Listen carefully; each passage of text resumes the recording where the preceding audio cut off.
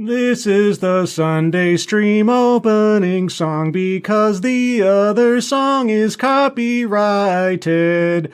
La la la la la la la la la la la. Oh look, here comes Dog Cat Fox.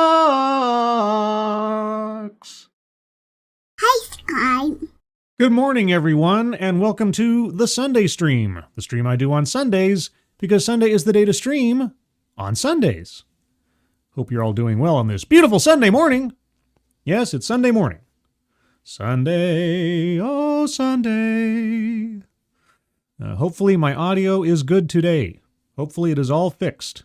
I'm even mildly tempted, thinking that maybe that was causing the problem before, of turning on the piano background music. I'm wondering if the audio or the echo cancellation thing was somehow making my audio watery as a result of using that.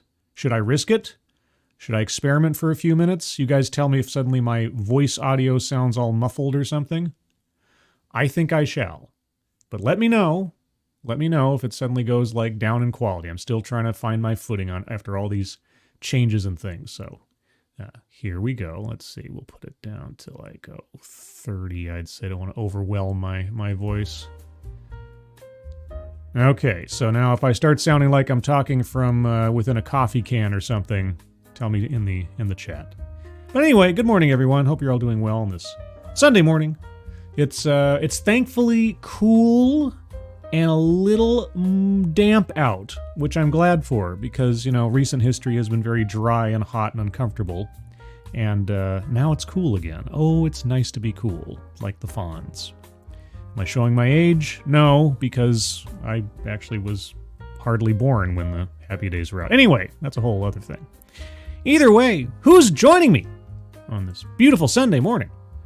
Let's see here. We got Old Guy Gamer. Good morning. Random American. Good morning to you. Keeverdam. Good morning, and thank you, Keeverdam, as always, for providing the links and the fundraisers for our friends AJ, Rowan Harushan, Natalie, and Angela Ariaga. Guys, please take a moment to check out those if you haven't already and donate if you are able. If you're not able to donate, that's fine, but if you can, share those out on social media. That would be appreciated. So thank you, Keeverdam, for that, as always.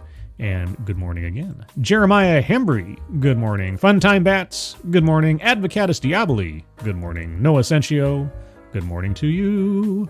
Who else is here? Mike R, good morning. TFE Works, good morning. JB, good morning. Sabian187, good morning to you. Tier Alexander, good morning. And Derek LaRue, thank you, Derek, as always, for your continued support and amazing generosity. Really appreciate it. Hope you're having a good Sunday and hope you enjoy the show. Thanks again. Who else is here? Kiro Soldier, good morning. Somnamnul Nation, good morning. The Best Remy, good morning. Let's see, who else? And then chat jumped because of course it did. Why wouldn't it? Come on, get back to... Okay, there we go. Ryan R., good morning. Shadowclaw, awoo. Josh Hammond, good morning to you. Alice Morgan, good morning. Let's see, who else is here? Anybody else? Scrolling. Snortapupus Cuber, good morning. And did I say John Trioxin? Well, John Trioxin, good morning. If I said it already, you got twice in a row. Draco Rincewind, good morning. Darrow Odell, good morning. Fostonia, good morning to you. Full Metal Jacket of Joker. I said Full Metal Jacket. That was the point, wasn't it? Mike Savage, Blarg. And boy, a lot of people here today. Spider-Man, good morning. And Urkale DiStefano, good morning to you. And Kiro Soldier, thank you so much for the happy, smiley Dog Cat Fox. Oh, Dog Cat. Wowie, wow, wow. Oh, there's a ranting monkey Dog Cat Fox. Thank you so much, Kiro Soldier. Appreciate it. All right, well, we have a few stories, both connected to things I've done in the past and some new stuff. But it seems like Robin DiAngelo just can't catch a break over the last week or two. You may recall I did a one-off stream a few days back talking about the allegations. For legal purposes, let me make sure I say allegations that Robin DiAngelo plagiarized significant portions of her academic papers in the past that put her entire career under question. Not that the veracity and sense of her white fragility thesis, book, etc. didn't already do that, but in a more official capacity, now she's under scrutiny for maybe lifting whole parts out of the previous work of other academics of color for her own purposes without attribution. Allegedly. I'll put as many allegedlys in there as we need to. But either way, whether true or not, Robin DiAngelo did not have a good week this week because she got kind of punked. Kind of a pretty funny way. Let's take a look. White fragility author Robin DiAngelo gets tricked into paying reparations to Matt Walsh's producer in Am I Racist documentary. Whoa, let's get that little thing on. Okay, white fragility author Robin DiAngelo was hoodwinked into dipping into her own pocketbook to pay reparations to a black producer in podcaster Matt Walsh's upcoming documentary, Am I Racist? An undercover, man-bun-wearing Walsh, 38, goaded DiAngelo into ponying up cash to his producer, Ben, to compensate for the sins of the past by first coughing up the money himself. Walsh, who had been conducting an interview with DiAngelo for a documentary project while feigning anti-racist sentiments and posing as an activist. I wonder if I could get away with it. If I put on, well, first off, nobody knows what I look like, but if I put on like a funny beard or something and started like spouting off the same rhetoric I've been listening to for the last 8 years, you think I could make myself sound like a legitimate anti-racist activist? I bet I could do it. Anyway, posing as an anti-racist activist summoned Ben after finishing up most of his questions. Quote, "This is Ben, a producer on the film. I thought it would be a powerful opportunity to speak directly to a person of color and confront our racism, and also apologize for the white supremacist systems that oppress Ben," unquote, Walsh began. Oh man, you know, it's like it's so close to reality that you can't tell it's a joke. That's right where we're at. This entire thing is the greatest Poe. DiAngelo, 68, followed suit, saying, quote, "On behalf of myself and my fellow white people, I apologize. It is not you, it is us. As long as I'm standing, I will do my best to challenge it." Oh, man. Thank you, Kiefer Dam. Can't listen. Going to the Maid of the Mist. Here's to hoping I don't get too wet.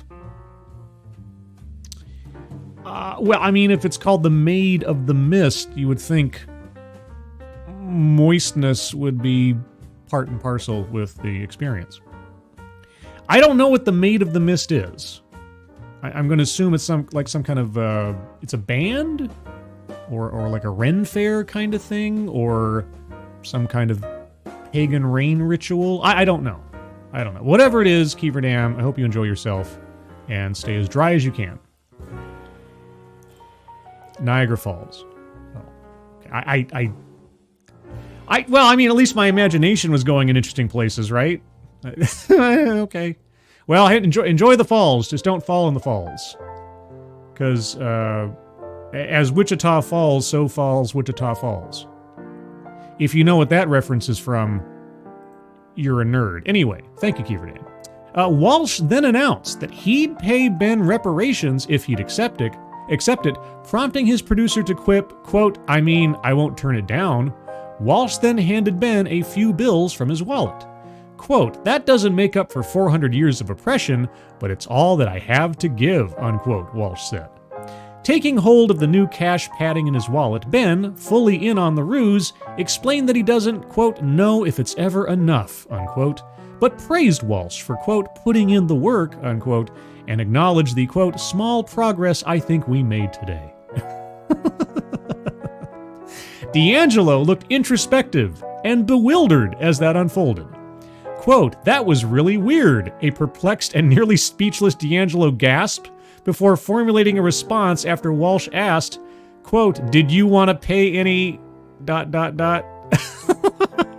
Quote, "I think reparations is like a systemic dynamic and approach," she added. Quote, "I mean, I think there may be some people who would be offended by that," unquote. Ben explained that he wouldn't, quote, "turn down cash," unquote. A solemn-looking Walsh then stressed the need to, quote, allow ourselves to be uncomfortable with a courageous conversation. He underscored, quote, "This is something that I can do right now," and asked, "Why wouldn't I do it?"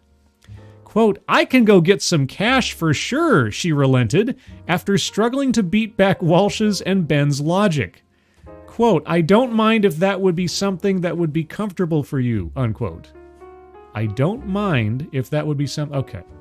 After getting Ben's blessing, DiAngelo then walked over to her pocketbook, pulled out roughly $30 and told him, quote, "That's all the cash I have," unquote.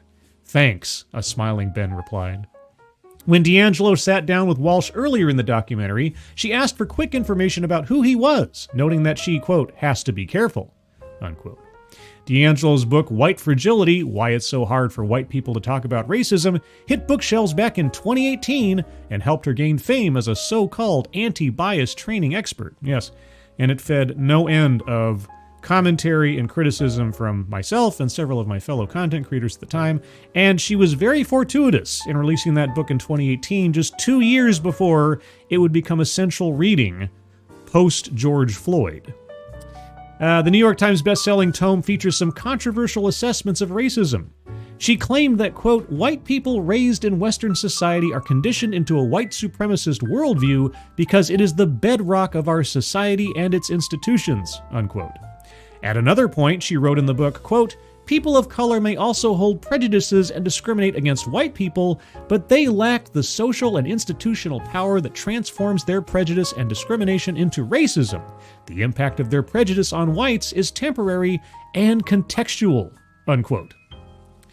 Ironically, back in 2021, DiAngelo scored a $12,750 speaking fee at the University of Wisconsin Diversity Forum, considerably more than the $7,500 paid to its black female keynote speaker, Austin Channing Brown. Funny that. More recently, DiAngelo has faced accusations of plagiarizing passages from minority scholars in her doctoral thesis, according to a complaint obtained by the Washington Free Beacon. The Post reached out to DiAngelo for comment. Walsh's documentary is set to hit the silver screen on September 13th and marks the Daily Wire's first flick to release in movie theaters. Really? I thought that didn't they have maybe that was only like a Netflix type movie or something. I thought Daily Wire had a movie that was already out in theaters. Or wait, didn't the Gina Carano Western, wasn't that a Daily Wire movie? I thought that was. Did that not release in theaters? I thought it had. The film is intended to function as a deconstruction of the anti-racism movement, similar to how his 2022 documentary, What is a Woman?, examined gender ideology under a critical lens. He went undercover and feigned a deep search into his soul to investigate the movement. Walsh's documentary also featured him crashing a high-dollar race to dinner in which he cajoled liberal white women at the table to raise their glasses and toast to, quote, "being racist," unquote. I mean, the only way you become anti-racist is by admitting to your racism first and foremost. That is what we've been told, right? There's no such thing as a not racist. There's only a racist and an anti-racist. And racism is just, the sin, and anti-racism is confession. So, there you go. Robin DiAngelo punked, trapped within her own ideology to make a fool of herself, which I find more than a little funny. Let's see. It was released on their website. What, the Gina Carano movie? Am I misremembering things? There's a Gina Carano Western that was produced in part by the Daily Wire. Is that correct? Or am I just off base? Because I'm trying to remember him. I'm sure Tom Connors or somebody else over in the movie sphere would probably have a better recall. But either way, if it is their first theater released movie, fair play. So there's Robin DiAngelo once again. How's the audio sounding? Is the music too loud? Is it overtaking my voice? I can't hear it right now, so let me know in the chat. But that's our first story. Shall we move on to the next story? I suppose we shall. Let's see. Who's next? Well, something happened this week. Something that I was very excited to see. This is an organization I've done several streams on in the past and kind of followed the legal viability thereof. And that is the Fearless Fund. You guys remember the Fearless Fund? Yeah, this is an investment group, a venture capital firm that exclusively set aside money to fund business owners on the basis of their race and gender, first and foremost. And it was challenged legally, as it was possibly in violation of contract law. Now, before I read the article, and I haven't read this article yet, I only know about the headline, so to speak, I'll give a brief review of what I remember about this whole situation. So, Edward Bloom, the man who was behind chiefly the lawsuit against the colleges in the affirmative action case that eventually brought down affirmative action, he filed a suit, or his organization did, against Fearless Fund under the idea that they're handing out grants, business grants, on the basis of race and gender, violated not the Civil Rights Act of 1964, because the Civil Rights Act of 1964 covers primarily employment as far as race discrimination is concerned, but instead a contract law Civil Rights Act of 1860 something or other, I think 1866 or something to that effect. And essentially they were saying that in discriminating on the basis of race and gender in contracts violates a law from the 1800s.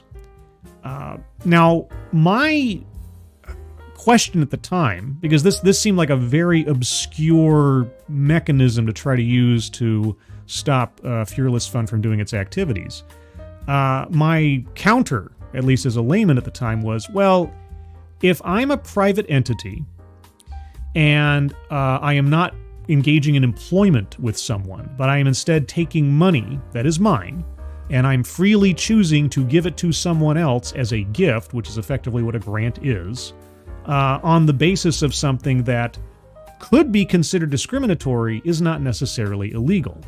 I use this analogy several times. If I'm standing in front of two stores, and they're bakeries, and Bakery A is run by someone of one skin color, and Bakery B is run by somebody of a different skin color, and I'm standing there as a customer with money in my hand, my money, and I say, well, even though both of the stores sell the exact same products of equitable quality, I'm going to give my money to store B because I like the skin color of store B's owner rather than store A's owner. Okay, am I doing something that's racially discriminatory? Yes. Am I breaking the law? No, because effectively it's my money. It's more or less under the First Amendment, as far as I can tell. Again, not a constitutional scholar, but I'll take it.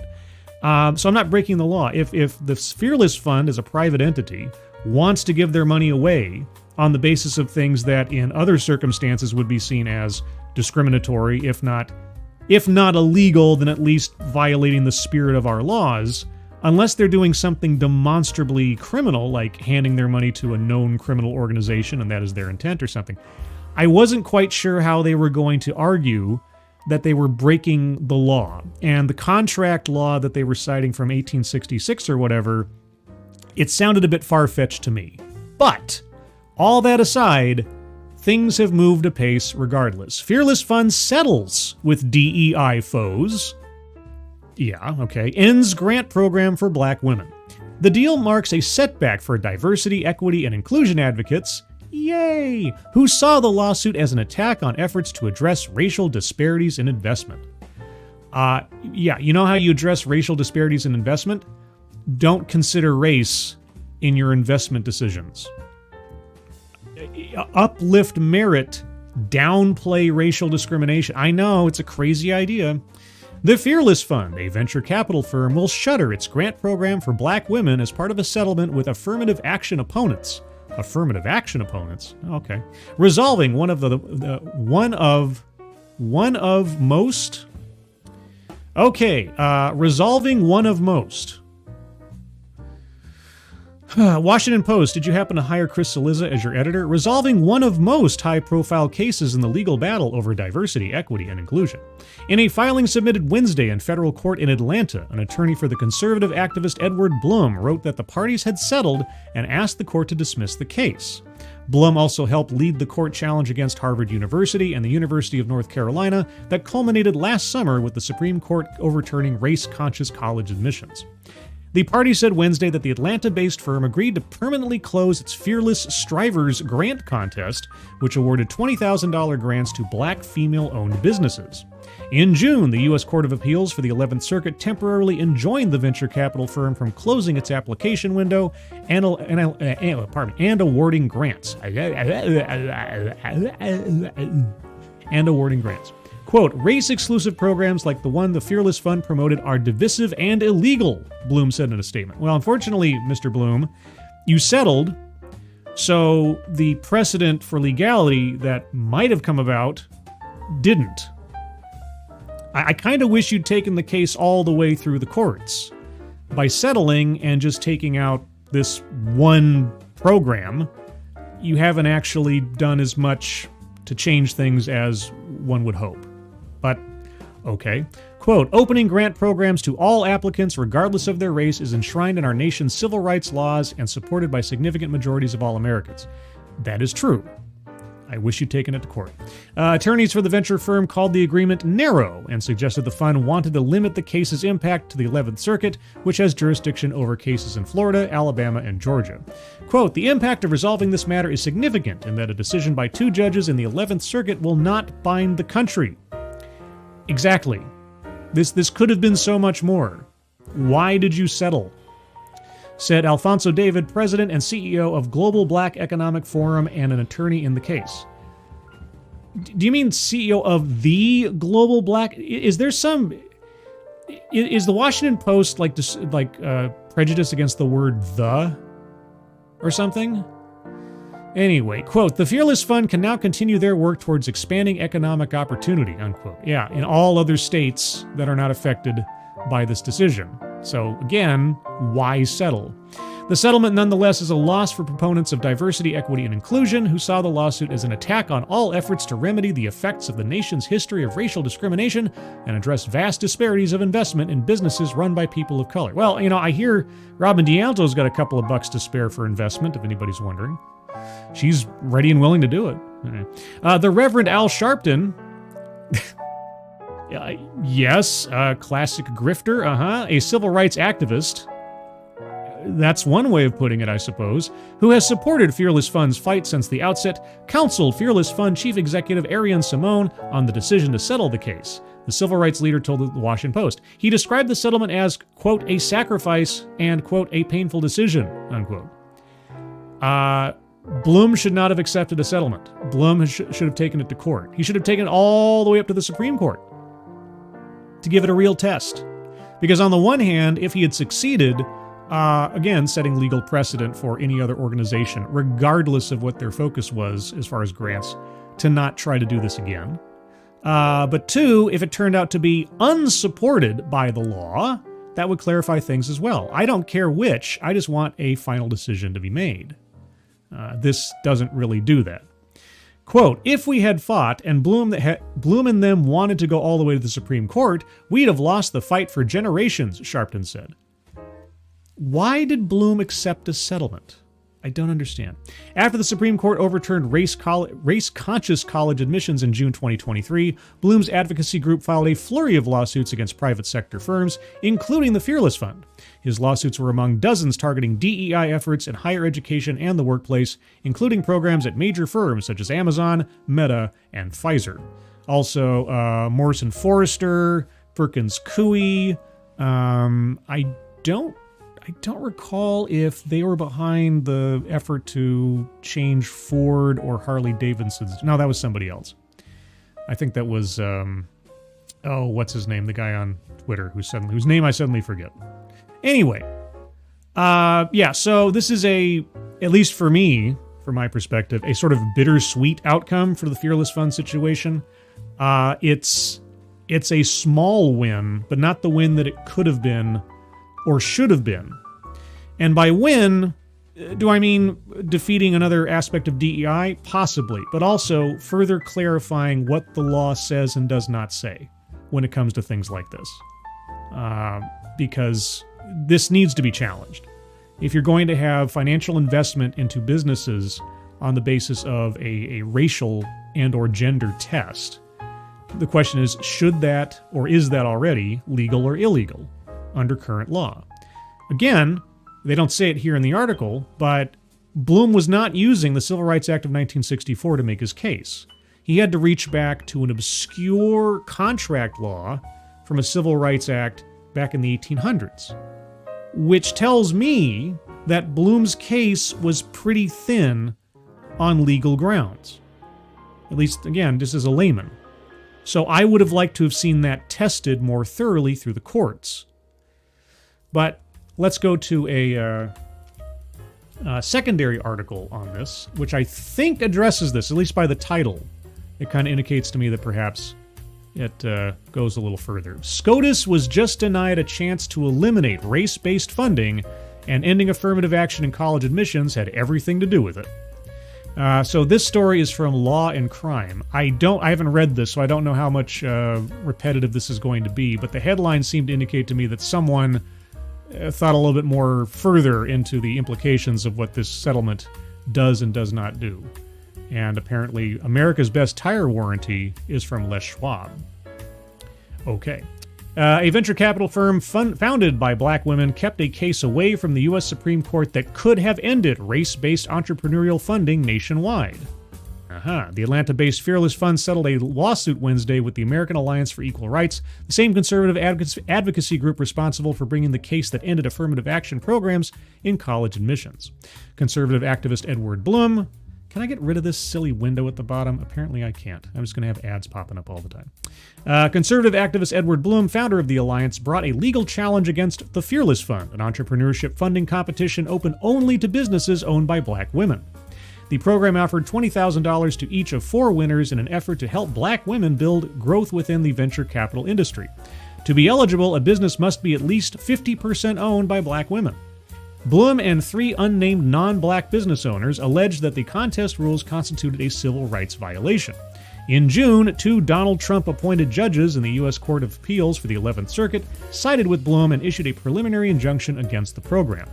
A 3rd judge, U.S. Circuit Judge Robin Rosenbaum, a Barack Obama appointee, dissented from the ruling and wrote a scathing opinion in which she likened Blum's lawsuit to soccer players who fake an injury by, quote, flopping on the field, unquote. Okay.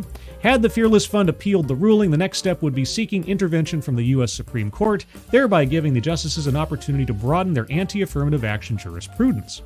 The justices ruled in June 2023 that race-conscious admissions programs at Harvard University and the University of North Carolina violated the Equal Protection Clause of the 14th Amendment of the Constitution. Since the decision, Harvard has reported that the proportion of black students has fallen by 4%, while some other schools have reported a more dramatic decline. Yeah. It's amazing. When you're no longer allowed, at least explicitly, to discriminate in favor of people on the basis of their race, and you favored one particular race over others, when that, option is suddenly cut off, amazing that the numbers start to drop. You know what that means? Ipso facto, that means that there's 4% of people that were not admitted into college because they couldn't make the grade. But they would have if the college could have been more racist. I mean, that's the reverse of the whole thing. It's interesting when you think about it in those terms. Rather than appealing the 11th Circuit's ruling, the Fearless Fund settled the lawsuit Wednesday via the filing of a joint motion to dismiss the case with prejudice. The resolution means that the Alliance cannot sue over the grant contest again. The terms of the settlement agreement have not been disclosed. Why not? Why? Renowned civil rights attorney Ben Crump, who never saw a controversy involving race that he didn't love, who represented the Fearless Fund in the lawsuit, said in a statement Wednesday, quote, "By strategically avoiding a Supreme Court ruling that could have eliminated race-based funding, we protected vital opportunities for the entire black and brown community," unquote. Yes, by settling now, we can retain our ability to be racist. It's not that difficult and it's not that off base to read between the lines of this. By settling here, we only give up a little bit of our opportunities to be racist in this country. We can be racist elsewhere. Quote, "This victory ensures that programs dedicated to uplifting underrepresented entrepreneurs remain intact and continue to serve their critical purpose," Crump continued. Quote, "I am proud to have stood with the Fearless Fund in this fight for economic justice and will continue to support efforts that promote fairness and inclusion, unquote. Fairness and inclusion. Excuse me, do you run a business? Why, yes, I do. Are you a small business? Why, yes, we are. Do you need some extra funding? It always helps. We have $20,000 here. That's great. Are you black? No. Are you a woman? No. Oops, my bad. Fairness and inclusion. Crump's statement also announced a $200 million debt loan program aimed specifically at supporting under-resourced entrepreneurs. I love all this wordplay, right? At supporting under-resourced. Okay, so you mean black women? What? Jesus. I mean, I don't know. Under-resourced? Well, I mean, lots of businesses are under-resourced. Again, is there any kind of, I don't know, racial or gender test to these $200 million in debt loans?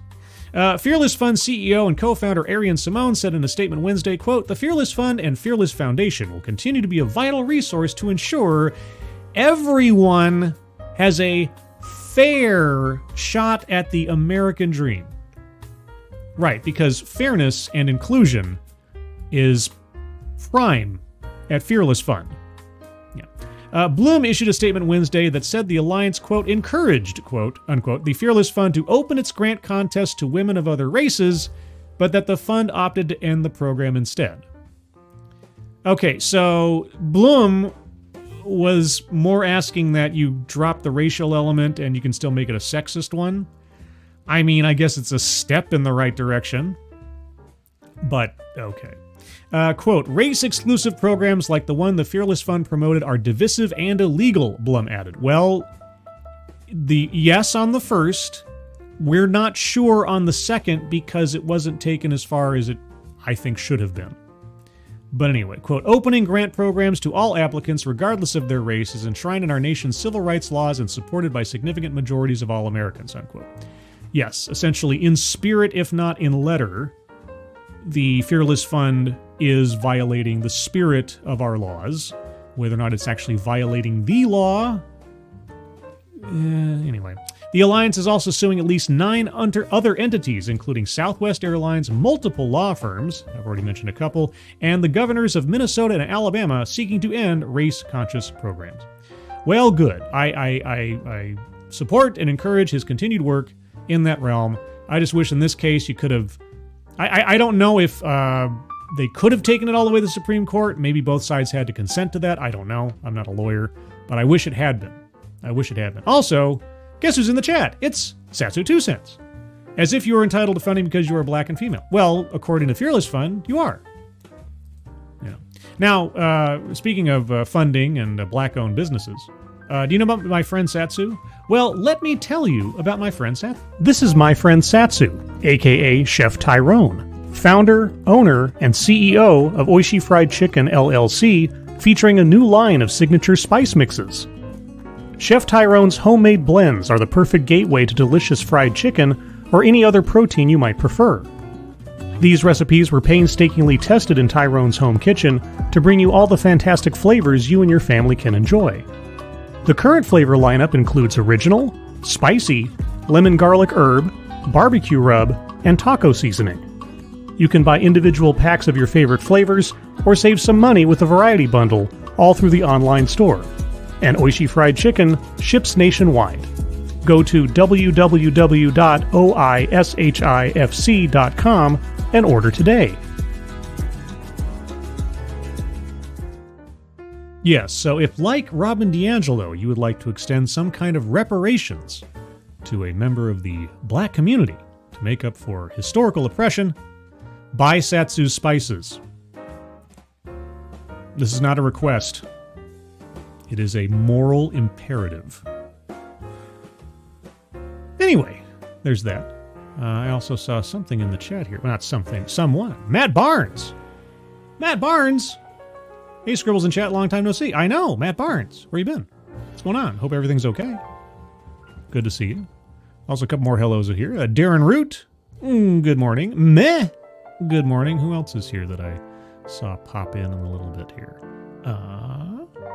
I thought I saw other people. I don't. You know, there's somebody in particular I was looking for. I know I'm playing favorites here a little bit. Apparently, and this is my own mistake, on the last show, the TED Excellence stream, or wait, was it the TED Excellence stream? Or was it the, no, it was the impromptu sound test, mankind podcast thing. That's what it was. I failed to put out the link to the Discord server, and as a consequence of that, Dina B didn't get the link. She was looking for the link to the Discord server at the time. The link from the TED Excellence stream should have still been valid at that point. They're good for about a day or so. So I wasn't sure if Dina B, are you in the chat here somewhere? Are you watching? Because if you're here, I'll give out the link right now. Because I wasn't trying to exclude you from getting into the Discord server. Also, Bridget. Good morning. And Swirly is here as well. Well, hello, Swirly. Hello, Swirly. Hello, Swirly. Yada-da-da. Anyway, so there's that. Now, there's a kind of a series of stories I've not been reporting on because just circumstance over the last couple of weeks regarding New York City. Well, New York City and I guess New York State by extension, because we have some gubernatorial implications as well. But let's talk specifically about New York City. So I'm going to go back to a story from September 7th, and then a story that was put out just the other day of all the goings-on, or some of the goings-on in New York City right now with New York City government. So let's look at this one. What we know about the investigations involving Eric Adams' top aides. Now, if you recall, I've done a few streams on Eric Adams, specifically about the number of migrants, asylum seekers, illegal immigrants, and so on that have been flooding into New York over the last year or so. Haven't heard much about that recently. It was big news there earlier this year when city services and social services in New York were being stretched to the breaking point with the number and thousands of people coming into the city, because New York had a statute, a city statute, that basically said if you do not have a home in New York City, you will be given shelter. And boy, oh boy, did people take advantage of this one, where they were basically clearing out 5-star hotels and giving rooms in perpetuity, seemingly, to illegal immigrants. To the point where Eric Adams publicly said, and I'm paraphrasing maybe only slightly, that the situation as it was, if it continued, would kill New York. This is the same Eric Adams who was bullish on accepting illegal immigrants into New York during the Trump era and into the Biden administration, because New York is all about, fighting back against xenophobia and racism until, the rubber met the road, so to speak. Matt Barnes, thank you so much. We don't know what you look like, though I guess there are those who do, but for us, you could show us beardless and pull it off straight. It's true. I could show up beardless. I actually tried growing out my beard about a week or two ago. I left it alone for almost 3 weeks. And I don't have comfortable facial hair. When it gets long, it's all scratchy and itchy and very annoying. It doesn't feel good. It's very uncomfortable. So I can maintain a little bit of a goatee mustache kind of thing. But anything more than that around my jawline and my chin and near my neck, and nah, I can't do it. Can't do it. Tried to do the mountain man thing for a bit. Didn't work. The only way I'm ever going to grow a full beard is if I fall into a coma and nobody shaves me for a couple of years. Because I just can't stand it. Can't stand it. Or if I become a quadriplegic and I can't actually, shave myself or something, I guess. Boy, that got dark real quick, didn't it? Thanks, Matt Barnes. Jeez. Thanks a lot. Anyway, what we know about the investigations involving Eric Adams' top aides. The administration of New York City's mayor was thrown into turmoil as federal inquiries reached his inner circle. I hope they go over the other things going on in New York, especially with the Chinese spy in the governor's office You hear about that part? I wonder if they'll talk about that. When federal agents seized the phones of some of New York City's highest-ranking officials this week, the administration of Mayor Eric Adams, already reeling from other legal problems, was further destabilized. The agents took the phones of the city's police commissioner, the first deputy mayor, the school's chancellor, and others. They also searched the home and seized the phone of a consultant who is a brother of the school's chancellor and one of Mr. Adams' deputy mayors. Boy, it all sounds very incestuous, doesn't it? The actions were separate from the corruption inquiry. Remember, this is separate. There's something else going on. The actions were separate from the corruption inquiry that has been focused at least in part on whether the mayor and his campaign conspired with the Turkish government to receive illegal donations. Oh, Turkey! Here is what we know about the searches and phone seizures this week and the investigations. Point number one, or question number one, which officials are now embroiled in federal investigations? The latest round of searches, seizures, and subpoenas focused on 5 people in Mr. Adams' orbit. Neither the mayor nor those people have been accused of a crime. This is important. It's just an investigation. It doesn't look good, but so far it's just an investigation. No crimes have been charged with anybody. On Wednesday, agents seized the phones of the first deputy mayor, Sheena Wright, and her partner, David C. Banks, the school's chancellor. So the first deputy mayor is partners, and I don't know if they mean partner as in like business partner or like romantic partner. I don't know. But also the school's chancellor. Okay. Mr. Banks's brother, Philip Banks III, the deputy mayor for public safety, also received a visit from agents who seized his phones, as did Timothy Pearson, a senior advisor to Mr. Adams and one of his closest confidants. The investigators also searched the home of a consultant, Terrence Banks, a third Banks brother. Boy, the Banks are just making bank. A third Banks brother who formed a government and community relations company to close a gap, quote, between New York's intricate infrastructure and political landscape, unquote. I have no idea what that means, and I'm pretty sure no one is meant to. The agents also seized the phones of Edward A. Caban, the city's police commissioner, his chief of staff, and a chief in Queens, and 2 precinct commanders. And we'll get to more on the police commissioner shortly. Quote, what about the other investigations? Over the past year, federal investigators have searched the homes of several people close to Mr. Adams. In November, the Brooklyn home of Mr. Adams' then chief fundraiser, Brianna Suggs, was searched by federal agents as part of an inquiry into whether Mr. Adams and his 2021 election campaign had conspired with the Turkish government. The same day her home was raided, federal agents also searched the New Jersey homes of Rana Abasova, a former liaison for Mr. Adams to the Turkish community, and Cenk Okal, a former Turkish Airlines executive who served on the mayor's transition team. Miss Abasova has turned against the mayor and is now cooperating with the investigation. Oh!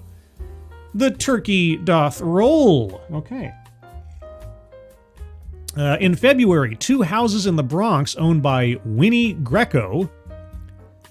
These names, I tell you, these are great names. They're not like normal, boring names. These are great names. Winnie Greco, Rana Abasova. I love it. A close aide to Mr. Adams, Winnie Greco, pardon me, a close aide to Mr. Adams, were searched as part of a separate investigation. All right, separate. So we got the one that we're talking about at the top of the story. We have a separate corruption charge or scandal with the Turkish government. Now there's a separate investigation led by a different U.S. Attorney's Office. So at least 3 different investigations running against the mayor's inner circle and associates right now. Okay. The focus of that inquiry was unclear, but Miss Greco is a longtime ally of the mayor's and a prominent fundraiser for his campaign with close ties to New York's Chinese community. Uh-oh. Oh, well, I mean, in relation to recent revelations of the governor's deputy chief of staff and so on, Chinese Association, interesting. Mr. Adams appointed her as his director of Asian affairs. Okay. What are the authorities examining? There appeared to be at least 4 separate inquiries being conducted. 4? I counted 3, but okay. 4 separate inquiries being conducted by federal prosecutors in Manhattan and Brooklyn. The actions by federal agents on Wednesday appear to be connected to 2 investigations. The precise nature of the inquiries is unclear, but one is focused on the senior City Hall officials and the other on the police commissioner and one of his brothers. Okay. Those inquiries are both being conducted by prosecutors with the U.S. Attorney's Office for the Southern District of New York in Manhattan. The same office is also conducting the investigation into, among other things, whether Mr. Adams and his campaign conspired with the Turkish government to receive illegal foreign donations during the 2021 election. The full scope of the investigation is unclear. Mr. Adams has started a legal defense fund to pay for expenses related to the election inquiry. Is he using Kickstarter? The search of Miss Greco's homes was conducted as part of a separate inquiry by the U.S. Attorney's Office for the Eastern District of New York in Brooklyn. How does it all relate to the mayor? It probably doesn't. It's just a coincidence.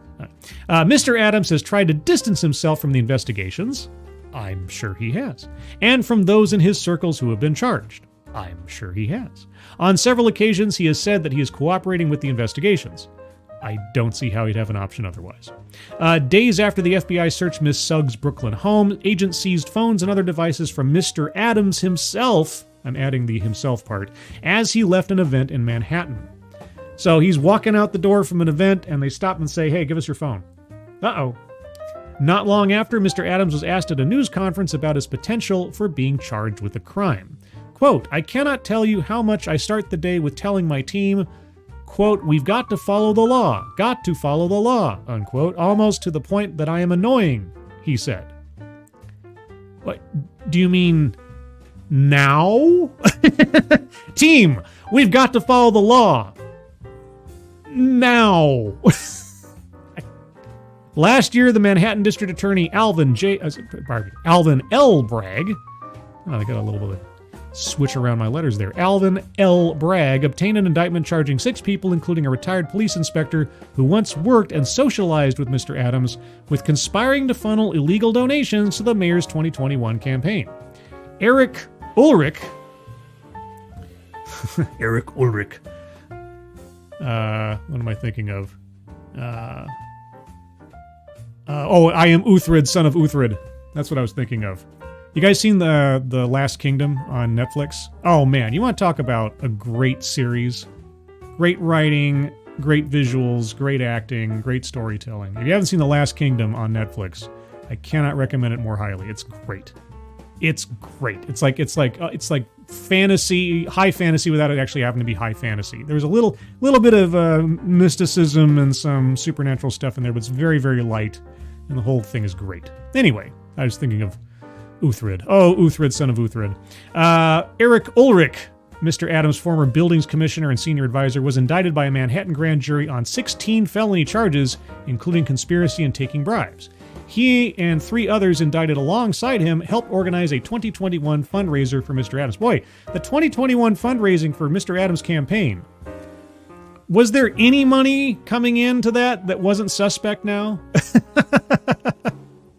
I mean, and if everybody that's pouring money into his campaign back in 2021 is from some disparate set of questionable interests, just how many strings were pulling Adams' hands during the course of his entire mayoralship at this point? One has to wonder. But anyway, that was just back on the 7th. That was on the 7th. So that was the state of things on the 7th. Let's take a look at what happened just the other day. New York City Police Commissioner resigns after his phone was seized in federal investigation. This is from September 12th. New York City Police Commissioner Edward Caban resigned Thursday, 1 week after it emerged that his phone was seized as part of a federal investigation that touched several members of Mayor Eric Adams' inner circle.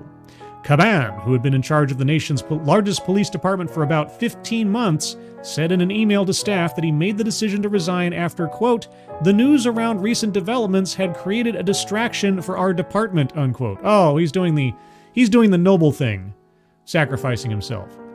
Also, does this photo here look AI to you? It looks AI to me.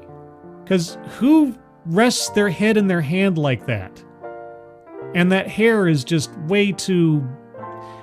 AI hair has a tendency of being very sort of swirly and stringy and such. So I look at that and I think that's got to be AI. That doesn't look nice. It could be real. You know, I believe gingers are real people. I mean, Redheaded women, man, I tell you. Anyway, quote, I am unwilling to let my attention be on anything other than our important work or the safety of the men and women of the NYPD, he added in an email obtained by the Associated Press. Oh, so it wasn't a distraction for the department, it was a distraction for you? Okay. At a news conference Thursday, Adams praised Caban for, quote, making our city safer, unquote. Did he, though? Or was he being strung along by different interests? That we'll only find out after the fact. And said he had named Tom Donlin, a retired FBI official, as the interim police commissioner. Donlin previously served as the chief of the FBI's National Threat Center and once led the Office of Homeland Security in New York before starting his own security firm in 2020. He helped lead the investigation into the 1993 World Trade Center bombing and investigated the 1998 U.S. Embassy bombings and U.S. coal bombing.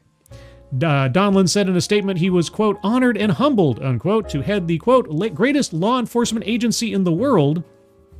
Okay. And that his priorities would include removing illegal guns from the community. So wait, the FBI wasn't the greatest law enforcement agency in the world? Now the New York City Police Department is? If you say so. Anyway, so that's what's going on in New York. They didn't even mention the Chinese spy in the governor's office. I should try to find that real quick. Hold on. I thought they'd at least talk about that. Let me see if I can find a good story on that one real quick. Oh, here we go. Oh, it's even a brand new story. I love brand new stories. Let's do that one. Some more New York news. Here we go. Okay. Ex-Hochul and Como aide, accused of being Chinese spy, went on White House tour while under federal investigation. Oh, that's good to know. That's good.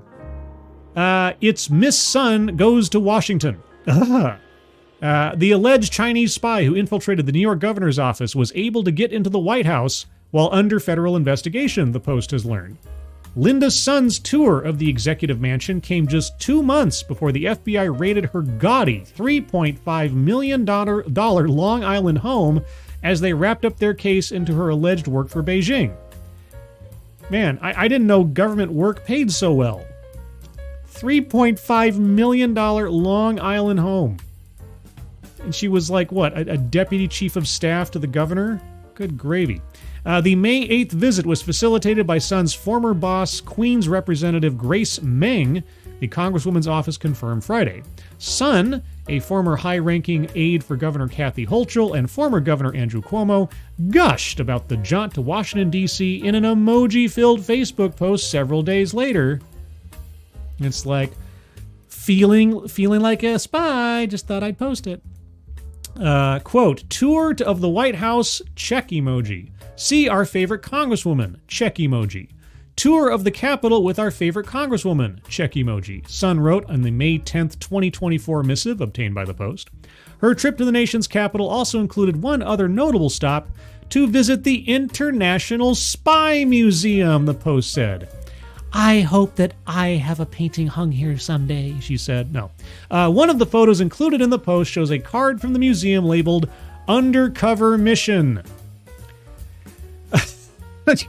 Man, you can't make this stuff up. But at the time of the visit, Sun's purported cover was about to be blown.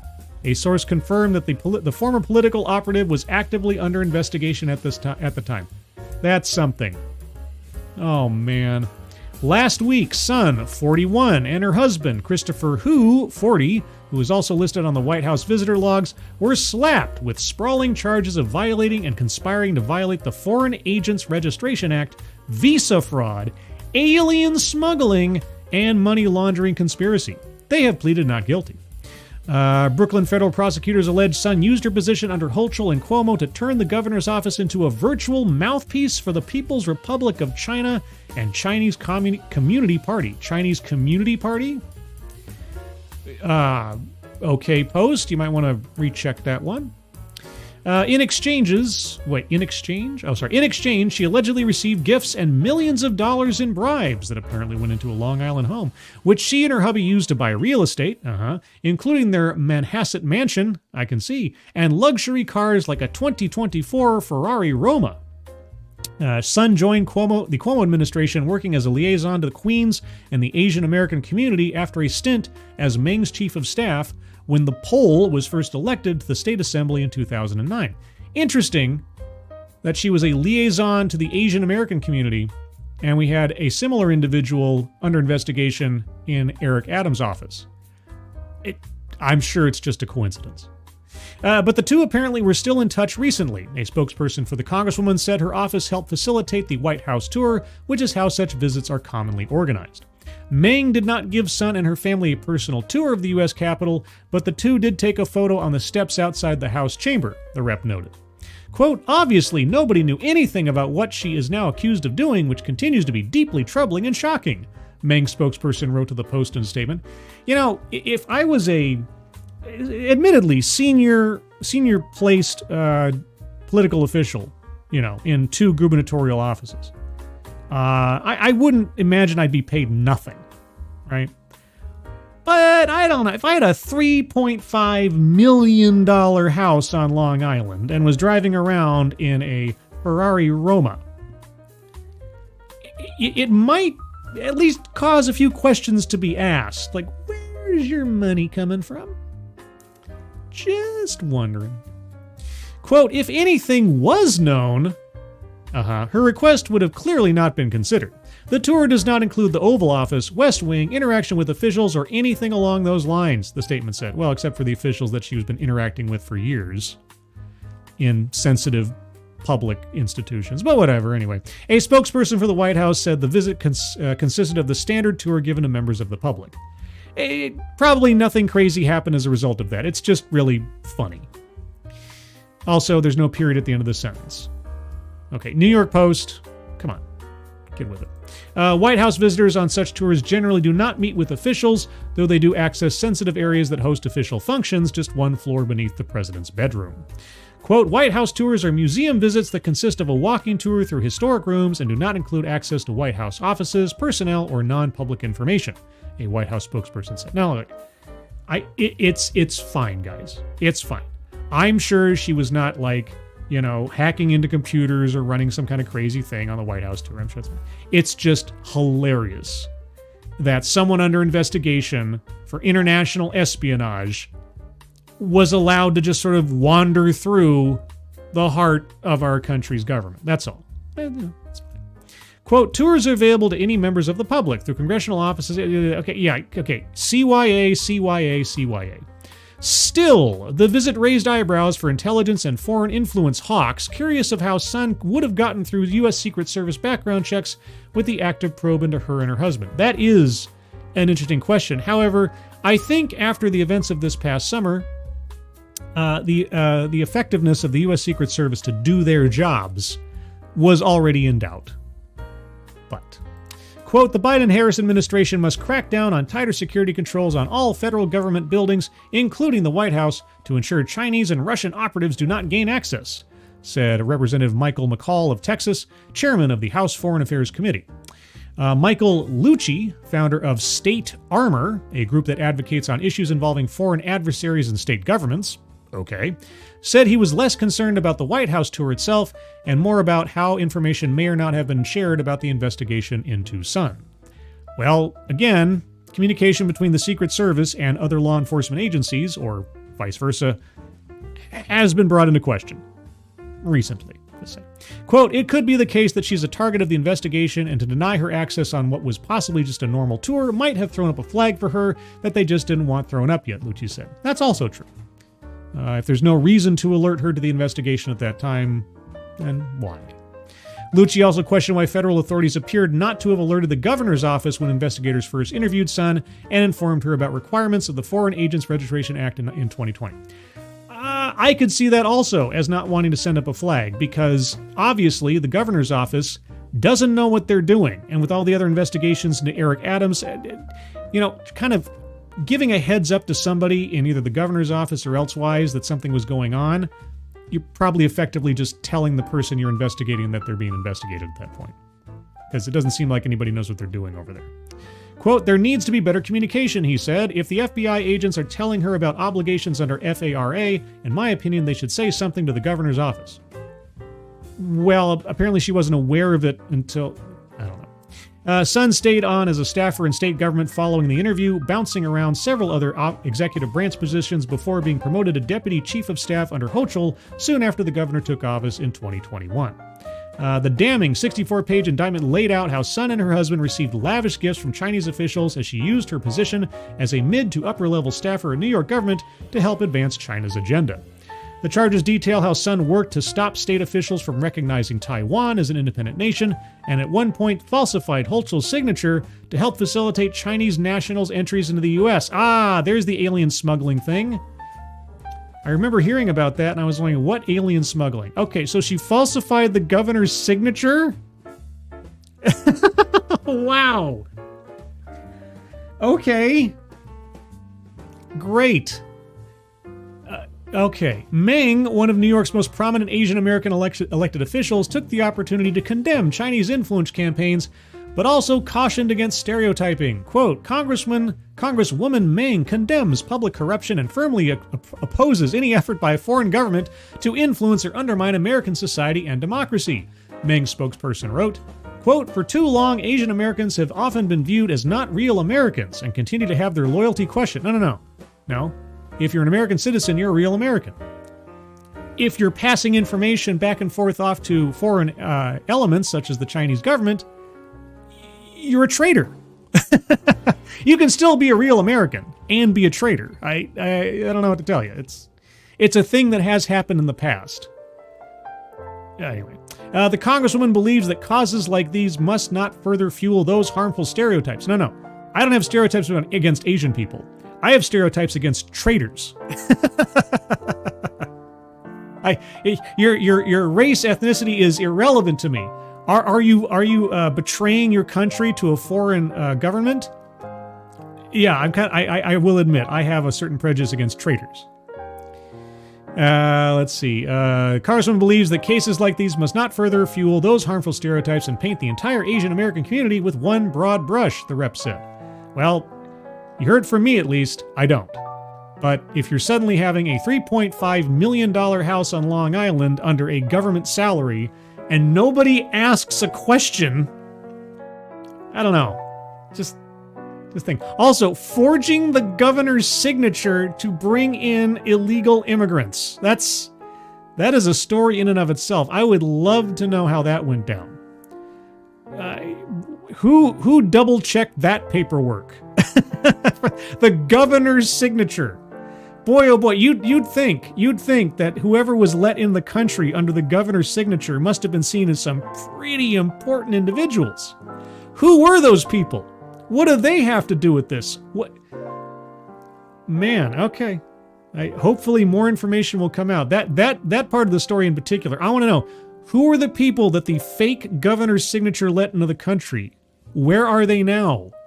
What was their agenda for the time that they were here, whether it was limited or otherwise? Holy cats. Anyway. So there you go. A little breakdown of the recent chaos in New York government, both state and city. Boy, oh boy, that's an hour. It's only been an hour? Golly gee. It's only been an hour. Is that enough for a Sunday show? I don't know. Maybe I should do something else. Maybe I should continue on with our mankind thing. What do you think about that? Let me see if I can find it real quick here. Where did I put it?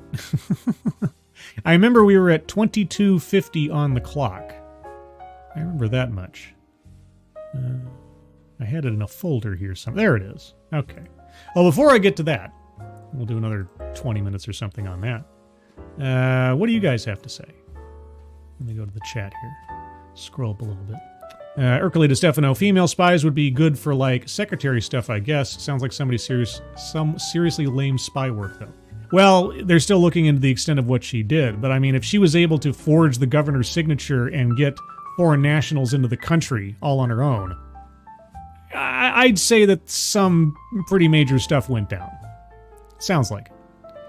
Mike Savage, being a real American requires that one is a traitor to the U.S. I guess. I am a real American. No. You can be a citizen and a traitor. I wouldn't say you're a real American. I'll make that distinction. You could legally be a citizen and a traitor, but then you wouldn't be really an American. Let's see. The law that regulates that you have to disclose your foreign affiliation. Oh, yes. Yeah, if you are in the country on behalf of a foreign government, in any particular capacity, you have to announce that to the United States. And then they can decide, depending on the circumstances, how much access or how long you get to stay in and so on. If you come in to the country and you say you're just a tourist, but you're actually a spy or something, you're working on behalf of the government, whatever, then you're committing a crime. That's the thing. So, you can conceivably operate in the country on the basis of being affiliated with a foreign government, so long as you essentially disclose all of that to the government ahead of time, your purpose there and so on, and your association. Then they can do a thorough background check on you, find out how much they, it's not a perfect system. There could be a very, very intricate web of lies that could still allow someone doing something untoward to get into the country under false pretense, obviously, but there's more hoops to jump through if you're being legitimate about it.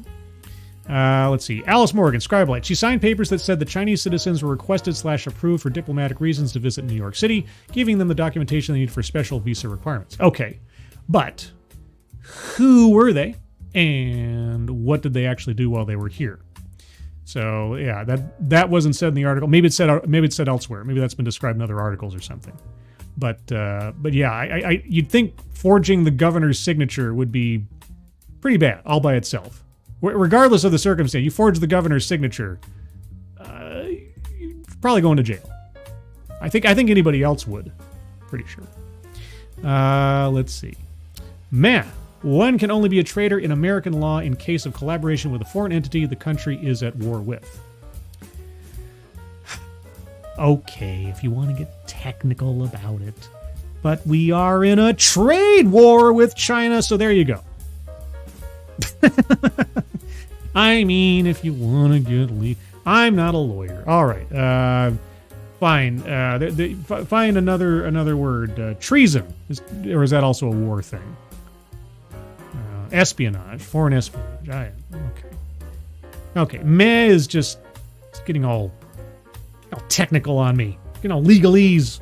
Fine. Hold me to account for my lack of legal knowledge. Anyway, not speaking of legal stuff, but hey, let's continue from the sound test stream of the other day. And we were at 2250. I remember that much. So for those of you that weren't here for the sound test stream of the other day, in addition to just trying to figure out if my microphone was going to be all goofy or something on me, we also started listening to a podcast from an organization called the Mankind Project. And what is the Mankind Project? Well, the Mankind Project ostensibly is to make better men by, downplaying masculinity or something. I'm not quite sure. But in this podcast, they were talking about, amongst several other things, how they were starting a new project called Unpacking Power, Privilege, and Difference. And on this panel, they had various people who were all first cited by what they looked like, more or less, by being a black man or a black woman or a transgender man. And we hadn't even gotten to what the purpose of this program is, other than everybody there didn't want to be in a leadership position, but then they were told that it'd be great if you would be because you're the only person of this kind in our organization, as in your color and your gender or something, which initially turned them off to it, but then suddenly they changed them. I don't know. They were also giving us their biographies. So, just for the sake of fun, let's continue on. We'll give this, half an hour in real time or so. But if you'd like to hear the first part of this, and all of the strange explanations from our panelists, you can go back to the sound test and Mankind podcast stream from the other day. So let's go. It was really cool. And I got a nickname on the team very, very quickly. I was the little brother. Oh, that's right. The little brother. Yes. Our transgender man. That's how this person described themselves. I'm not saying that for the sake of underscoring something. I even asked at the time, why didn't you just say man? If you went through all the effort, just call yourself a man. Why further, categorize yourself? Anyway, yes, little brother. Because we very much like a family. Mm-hmm. In the way that we interact with each other and the way that we contribute to the work that we do. It's very much not just colleagues, but truly a loving community of people that work together toward a common goal. What is the common goal? I think I had heard of the Mankind Project prior to this. I can try to guess as to the common goal, obviously from the name and other things, but in this instance, I want to know, what does unpacking power, privilege, and difference mean to do? And it was cool to be the little brother doing leadership work at this level for the first time ever. Right. And to feel supported and nurtured and mentored and trusted when I was given responsibilities that I would be able to do them, and fully supported in every part of that work. Yeah, okay. Again, it's from the previous part, a lot of this sounds very cultish, but okay. Great. You had a great time. It did great things for you. Why are we here? Yeah, so that's what brought me here. When Rick reached out and was like, "Hey, would you like to be on the MKP USA podcast?" I was like, "I've watched these for years." You don't watch podcasts. Sorry. But I was like, I never thought about really like being on one. And I was like, cool. Yeah, I've never done something, but I trust my team and I trust MKP to not put me in a place where I'm going to be objectified or burdened.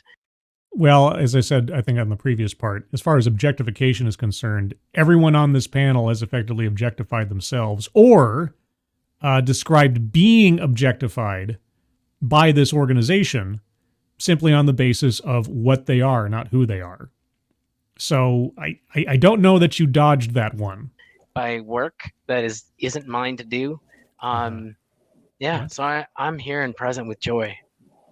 Joy. Thanks. And remember, this took place, or this was recorded a couple of years ago. So this is before the Kamala Harris Joy Initiative. It's just interesting to hear them using that as their through line in a lot of this. Thank you, Nicklin, and thank you all for checking in. Brandon, checking in with loads of joy. This is so creepy. It sounds like a cult. And loads of fear. Fear. Big part of Foster's Australian for fear. This podcast is to lean into courageous conversations. Courageous conversations? Is Glenn Singleton nearby? Is he getting a royalty check for that one? And into topics that widely are considered taboo. Mm-hmm. So if it's taboo and if it's uncomfortable, I'm not even going to touch it with a 10-foot pole. Why not? Wouldn't that be the exact perfect time to do so? I mean, we have to sit within our discomfort. We have to face uncomfortable conversations, as well as being, I mean, this is what makes a conversation courageous, right? Confronting something that's uncomfortable because it's the right thing to do.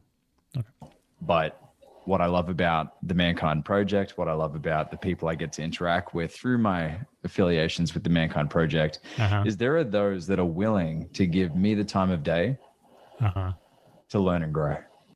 Oh, wow. Okay. Time and day to learn and grow. Okay. And to better understand those that are different than I am. And which is everyone else on the planet, by the way. It's never linear. It's always messy, and it's exactly what it needs to be. So the joy is there, the fear is there, and I am in with that. You know, what is fear and joy mixed together?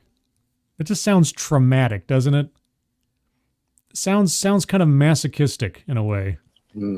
So first thing is first, unpacking power, privilege, and difference. Yes. Rick Bronick. Yes. I judge you to be a successful person. I've been on New Warrior trainings with you. I have seen your charisma, your gregariousness. I've seen you lead. And I also noticed the color of your skin. What?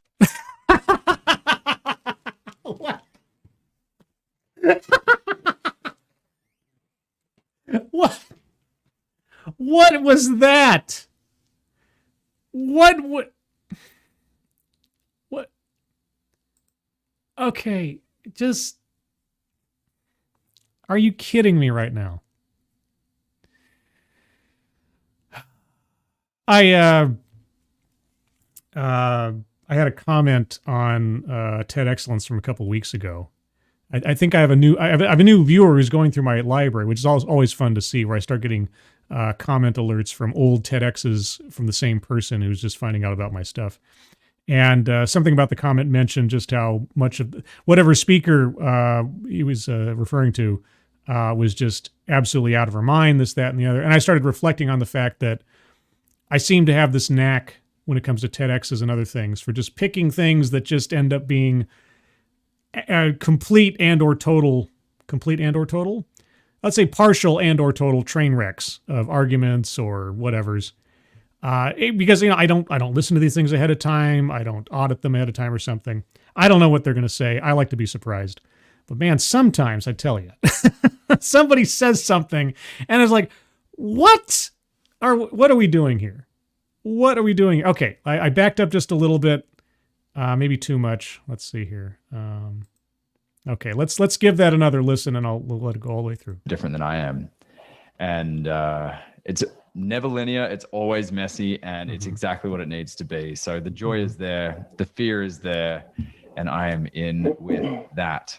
And action. So first thing is first, unpacking power, privilege, and difference. Rick Bronick, I judge you to be a successful person. I've been on New Warrior trainings with you. I have seen your charisma, your gregariousness. I've seen you lead.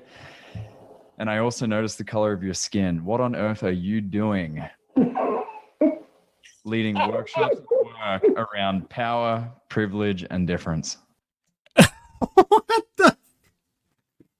Boy, hearing it even in its fullness doesn't make it any better.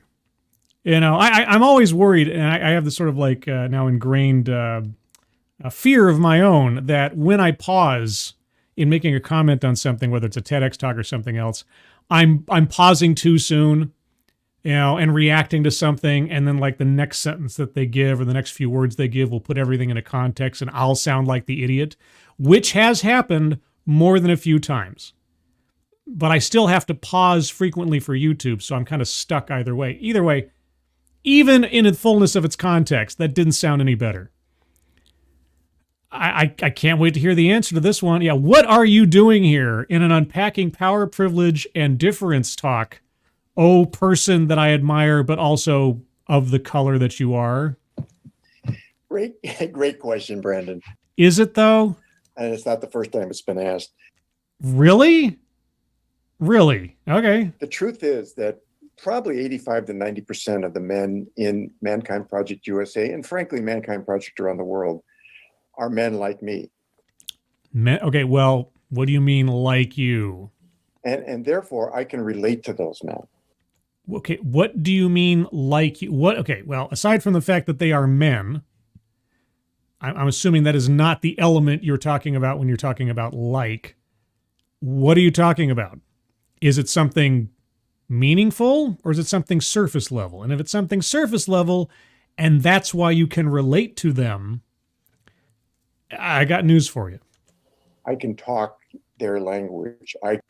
Around the world, you can talk their language. Can understand where they're coming from. Why?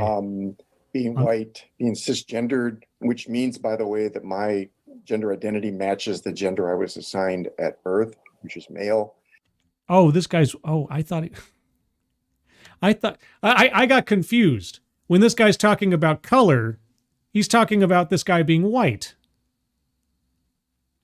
Right. Okay. So my brain was in different directions here. I can't see the speakers. So basically, this guy thinks, and it makes effectively no difference whatsoever, though, strangely enough, according to the title. So because this guy is white and straight, he knows how the other people that look like him operate. He speaks their language. Okay. This is just... Okay.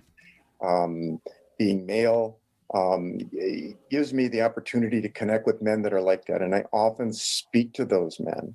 Those white men, in these kinds of trainings, directly one-on-one. It's a great privilege for me. Oh, privilege. You can't. Is it a white privilege? Is it a male privilege? Even men that do not get why we're doing this, or do not get what I'm doing this. I think I get why you're doing it. You're a self-hating individual who wants to further out a white guilt, white fragility, white privilege thing to extend and broadcast your virtue to everyone. Look how good of a white guy I am. Look how much more enlightened I am. Let me defer to anyone else on the basis of their skin color, because obviously my skin color is a sin that I'll never live down. That kind of thing. That's what I'm getting from this. Hero Soldier, thank you so much. How much soy milk do these men consume? Buckets. Buckets. Each morning's breakfast is a bucket of soy milk. In addition, I get to demonstrate to the rest of the world how a man that, with all the privilege that I have, can stumble and bumble and make mistakes and still be okay. Look at me, everybody. I'm a role model for all you other terrible white men out there. See how much better I am? Aren't you jealous of just how awesome I am? And still be loved. Still be loved. Listen to the tremble in that guy's voice when he said that. Hold on. I backed up too far. Dang it. This thing, it's not can't fine tune this. Let's just listen to some of that again. For me, even men that do not get why we're doing this, or do not get what I'm doing this. In addition, I get to demonstrate to the rest of the world how a man that, with all the privilege that I have, can stumble and bumble and make mistakes and still be okay and still be loved, because I've done it many times. Good gravy. This guy is on the edge. This guy is on an emotional precipice talking about this. In a lot of these things, whether it's somebody talking about toxic masculinity or, so many other elements of standing up on a stage and effectively confessing their inherent sin over something they have no control over, I can't help but feel a little bit of sympathy, because I can't imagine that someone's doing this willingly, more so than they've been sort of like emotionally or psychologically blackmailed into feeling this way about themselves. It doesn't forgive the amount of hate and destruction that they're effectively pushing out there and trying to make themselves look or feel better. At the same time, though, you hear something like this guy needs some help. And I'm still loved. I've done it to my good friend Henry Thurman more than once. I've done it to Meg, who's ouched me, and I've done it to Nicklin and many other people. What have you done? And I'm still loved, and I'm still okay. Are you, though? Doesn't sound like you are, dude. Another piece of this is that I have had for a very long time a deep, deep hunger to have a very diverse family around me. And I can only imagine how you define diverse. Part of it is my own birth family is very, very diverse, but okay. More importantly, a crew of men and women who are authentic and living their lives the way that they were meant to live their lives. I don't know what that means. I will at least agree with the idea that I want to be surrounded by people who are genuine. Right? I'm not putting on a show or posing or something. I've dealt with more than a few dishonest people in my life. I would prefer to be surrounded by people that aren't. So if that's what you mean by authentic, then sure. But I have a feeling that authentic in this instance is a far more loaded term. With no apologies. No apologies. And I have found that in MKP and certainly in the Unpacking Power, Privilege, and Difference. How? I'm still waiting. What is this doing effectively for you, for anybody else? And the honesty, the willingness to call me on my stuff. the willingness to call you on your stuff. That sounds like somebody taking you to task for things. And I'm assuming things that you don't have a whole lot of control over, or things that had no bad intent behind them whatsoever. I don't know why I say that. It's just a guess. The willingness to hear me when I call them on theirs is unparalleled. And it's been very, very beautiful. Beautiful? Okay, again, this whole joy and fear thing sounds very masochistic. Very beautiful. Mm-hmm. And I'm really grateful to be here. So that's why a white guy's in this work and leading this work. I cringe when I'm recognized as the program manager for UPPD. I'm cringing throughout this entire thing. So is that a good thing? No, Henry should be the program manager. Meg should be Nicklin. Yeah, they should be. They have the appropriate skin color. I don't. Dennis Nicely, our beautiful gay brother, should. Our beautiful gay brother. What? I know I don't need to ask. Exactly what do you value about the people around you? This is more telling than I think any of them really realize or want to admit. They should be the program managers, not me. Not you. But actually, I'm just a lowly white man. White, straight, cis man. I'm garbage. Why am I here? What am I doing here? Actually, it's perfect that it's me. Oh, it is. It is. You can be the front man. You can take all the hits. Frees up, actually, the rest of the team to be who they are. I'm falling on my sword for my black and gay family. And not have to deal with the administrivia and all the communication stuff that I deal with. Oh man, you're such a hero. You're saving all these other people from further responsibilities of leadership, and you're happy to do it. You're happy to take the hit because you're a lowly straight white man. As Henry calls me, the Clydesdale. The Clydesdale? You are a labor animal.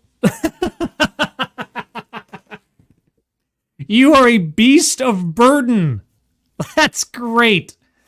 Wow. That's great. Carrying the load. Yeah. Hey, everybody. Hi there. I just want you all to know I am the beast of burden for the people who can't carry the load themselves. Think about that, would you? Anyhow, that's a long answer to a short question. Yeah, it was. Well, Rick, thank you for framing that and helping me understand the role that you do play, because it's interesting. I'm a young dude, so young dude. Hey, dude. Anybody watch Nickelodeon back in the day? Hey, dude. In the Mankind Project, when I'm made aware of something, an area of growth that it was not shown to me in my upbringing, I just want to dive in with both hands and get stuck into it. And ew. And moving to the States from Australia, I've begun to build some beautiful relationships with black men and women, and those are different than myself. And everyone is different from yourself. The guy you were just speaking to is different from yourself. It's been great to learn and get an appreciation from where those differences lie. Apparently they're skin deep as far as your concern is going. But what happened was, when I started getting aware of, let's just say, the issues and isms work involved in the Mankind Project, right? I instantly went, oh, well, I've got a black man that I'm deeply connected with, and some of my best friends are black. Great friend. I wonder if he'll mentor me through this. Hey, friend, you're black.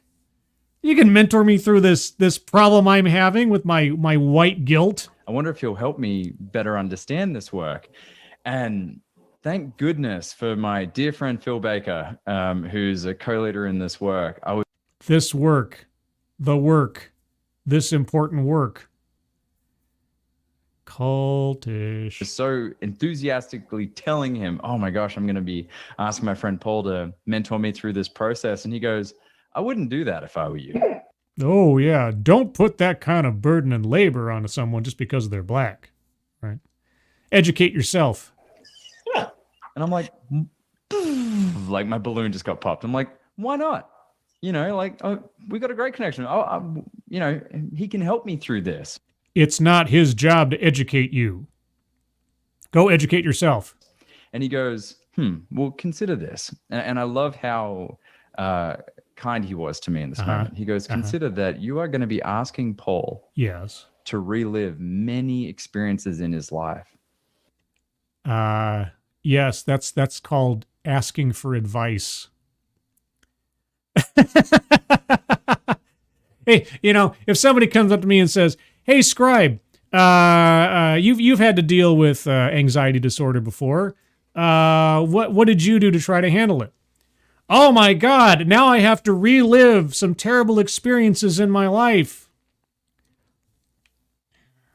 It's called giving advice. And someone can say no. That weren't positive for him for the sake of helping you better. Yeah, I know. It's funny how you ask someone who has lived different aspects of life or experience or otherwise for advice on something you don't have a lot of experience with. It's a terrible burden to place upon someone. A terrible burden that they can deny and decline from if they so choose. Better understand him and race as a whole. Yeah. Race as, is he a race expert? Is that what this guy is? He goes, seek white men. Seek white men. Yeah, you know, if you really want to learn about the black experience, the best place to go is white men. In your life to learn from this stuff. What? And so from the outset, that doesn't seem to make sense, right? You're absolutely right. That makes no sense whatsoever. No sense whatsoever.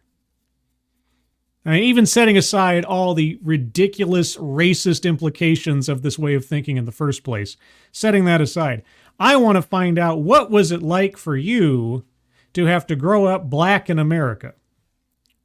Okay? And they say, no, don't talk to that guy, because he'll have to conjure up some bad experiences. He can't handle it. His psyche is so fragile that it'll be like asking a Vietnam veteran to think about the last battle they were in or something. No. Go talk to a bunch of white guys about being black in America. Just like you said, Rick, but I get that now. You do. I don't. Now, with that is this this distinction, right, of help me understand, right? It is instantly from this place of, okay, well, Meg, can you please help me understand what it's like to be an African-American woman growing up? And Meg says, don't talk to me, talk to white women. Right? And it's like, I'm coming from this place of positivity, but that's not the question, right, that I should be asking. Oh. Okay, so you're asking an individual what it was like growing up in America as a black woman. But that's not the question you should be asking to seek an answer to that question. So what should you have asked? It's not help me understand. What is the question I should be asking? Don't you know? Are you asking Meg? Or how could I frame it differently? Well, what information are you seeking to acquire? If the question you first ask is, what's it like being a black woman in America, from an individual, I'm not quite sure. Okay. I'm gonna stop the stream here pretty soon because I'm pretty much done, and we can take this up in part later. This might become just a series, but okay. I'm dying to know now. What is the correct question to ask to gain that information from this person? What do you want me to know? What do you want me to know? No, he's asking you about your personal experience. What do you want me to know about about the difference of being a Black woman. Oh, she's saying what he should ask her. What do you want me to know? Wait a sec. What? So he should come up to you, just unbidden, and say, "Excuse me, Meg, what do you want me to know about being a Black woman in America?" As opposed to, what is it like to be a Black woman in America? I mean, I might be mistaken, but I think the person being asked the question still holds all the cards when it comes to how much, how little, or in what quality you want to release the information to the questioner.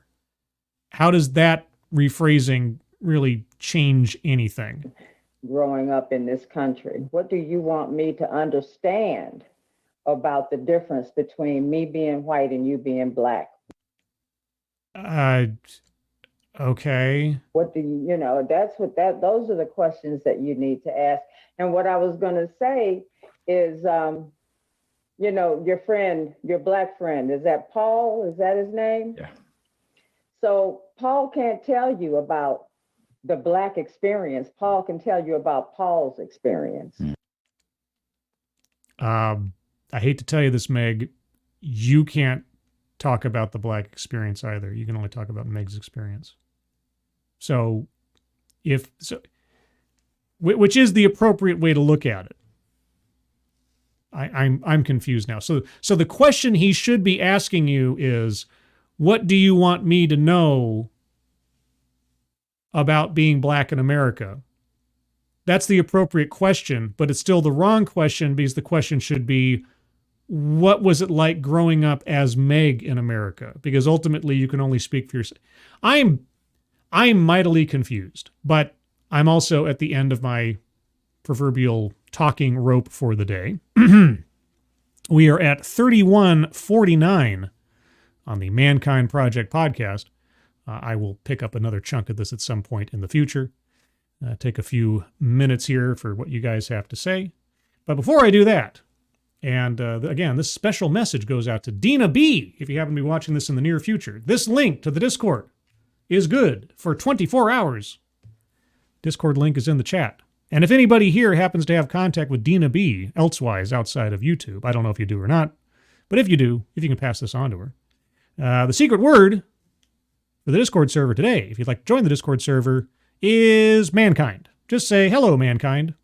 You can make it in reference to the wrestler if you like. That's fine, too. If you want to post a little photo of mankind alongside your hello, that'd be cool, too. But yeah, just click on that link. You'll find yourself on the landing channel called Say Hello. And in addition to saying hello, just say the secret word mankind, and I'll know that you're not a bot. Let's see. Swirly. Poor Meg, she's just here for the praise. She doesn't want to answer questions. Yeah. They don't want to... Nobody wants to do any of the actual work. That's up to the straight white guy. Nobody wants to be questioned about their past for contributing to this entire project. That's the inappropriate way to go about it. I'm not even quite sure what anybody's here to do yet. I'm still waiting to hear the purpose of this entire thing, except it's one long struggle session and guilt trip cascade. Kiro Soldier, Scribelight, have you wished Polly a happy birthday? Is it Polly's birthday?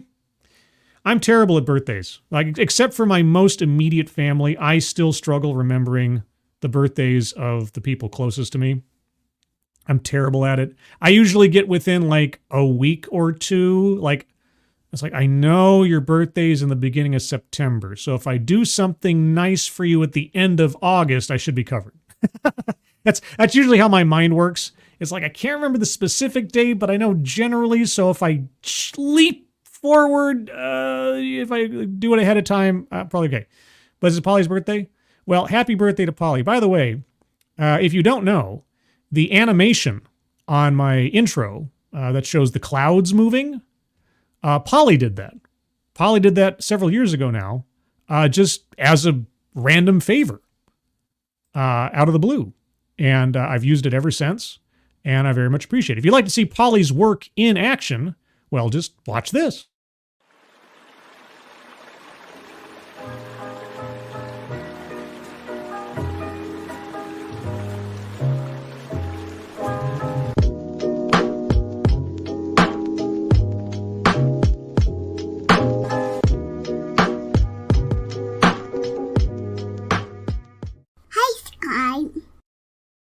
Yeah, all the clouds and the mist moving in the background, that isolated little animation, that was all Polly's doing.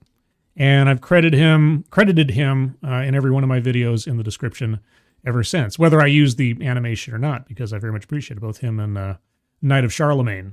Effectively, the two of them combined created my little avatar opening logo deal. So, Polly, well, happy birthday. Saturday was Polly's birthday. Oh, well, I'm a day late and $1 short. But happy birthday to Polly. I hope he's doing well. And thanks as always to Polly for his work on my behalf and for his work on the AAA stream. You don't know about the AAA stream, the alcohol and ammunition stream that Sinatra Says, Drunken Uncle, and Polydub run variously on their different channels. Go check out the AAA stream. I temporarily hosted a couple of times when they needed a fill-in, and it was a lot of fun. And I was just on with Sinatra and Drunkle for the debate stream the other night. So, yeah. Let's see. Advocates Daily. Does it look like that woman has a white hand and a black hand? Anyone else in that photo? No, because it's the same hand as in the thumb position and everything, so no. It doesn't. I could see how you might think that at first glance, but no. One of the A's stands for absent. Hey, now. Everybody's got a different schedule, especially when you're dealing with people in different time zones. Crying out loud. Simon Wilkins, the sentiment of telling people to educate themselves might be a little understandable when the information is easily Googleable. I guess it depends. When you're asking an individual for their personal experience in something and they tell you to go educate yourself, it's like, okay, fine. You just tell me you don't want to talk. You don't have to be a jerk about it. But then, like I said, the thing doesn't make any sense. It's like, okay, well, the question I want to ask is, what was it like growing up a black girl in the United States? And she says, well, the question you should be asking me is, what do you want to tell me about growing up as a black girl in the United States? But still, I can't tell you what it's like to be black. I can only tell you what it's like to be Meg. Like, what exactly is the conversation we're trying to have here? I don't know. But again, we're at 31:49 on the podcast. We'll pick up another chunk in a future stream.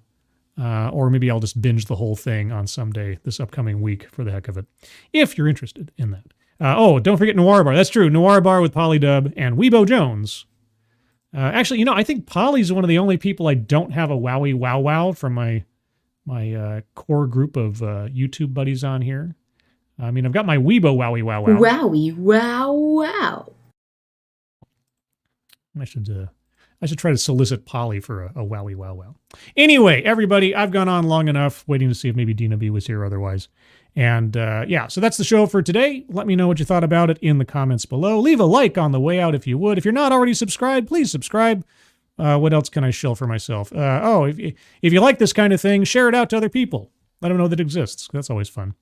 And programming notes, Thursday, 6 p.m. Pacific, 9 p.m. Eastern, always is the TED Excellence stream where I take a look at off-brand TED Talks. Tuesday at 4 p.m. Pacific, 7 p.m. Eastern. I'm usually on the Midnight's Edge After Dark stream talking about movies and comic books and Hollywood things and pop culture and all that kind of stuff. I'm sure we'll have plenty to talk about this week with Lord of the Rings or Agatha All Along or a million other things that'll probably come up in the entertainment world in the next few days. And outside of that, everyone, thank you so much for joining me. Moderators, thank you for keeping an eye on things, even though everyone here is so well behaved. You have very, very little to do. Everybody who donated either to myself or to the GoFundMes and fundraisers at the top of the chat box, thank you guys so much for your generosity. It's very much appreciated. Everyone, hope you enjoyed the show. Hope you have a good rest of your Sunday and weekend. Hope the week ahead is a productive and calm one for you all. And I hope you're all safe and well. If you're not well, please get well soon. And I'll see you on the next one. Take care. Bye-bye.